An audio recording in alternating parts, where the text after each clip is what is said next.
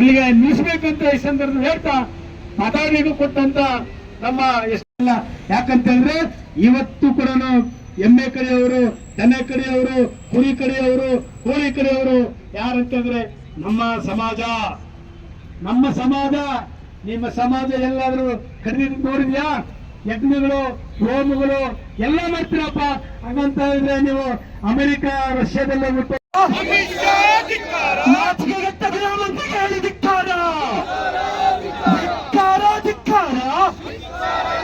ಸಂವಿಧಾನ ವಿರೋಧಿ ಗೃಹ ಮಂತ್ರಿಗೆ ಹೇಳಿ ಧಿಕ್ಕಾರ,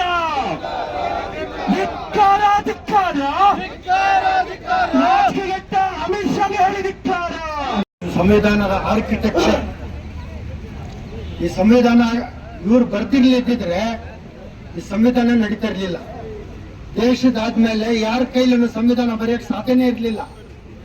ಇವರೊಬ್ರು 7 ಜನ ಸಮಿತಿ ಮಾಡಿ 2 ವರ್ಷ ತಗೊಂಡು ಸಂವಿಧಾನ ಬರೆದಿರೋದು.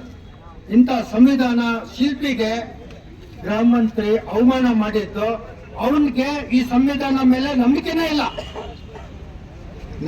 ಅಪನಂಬಿಕೆ ಇದೆ ಅವನಿಗೆ.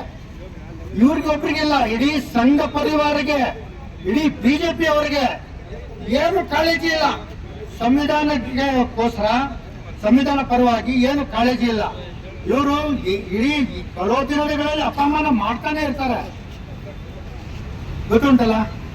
ಇದು ಇವ್ರದ್ದು ಮನಸ್ಥಿತಿ ಗೊತ್ತಾಗುತ್ತೆ. ಅದಕ್ಕೆ ಇವ್ರು ರಾಜೀನಾಮೆ ಮಾಡೋವರೆಗೂ ನಮ್ಮ ಅದು ಉಗ್ರ ಹೋರಾಟ ಇದ್ದೇ ಇರುತ್ತೆ.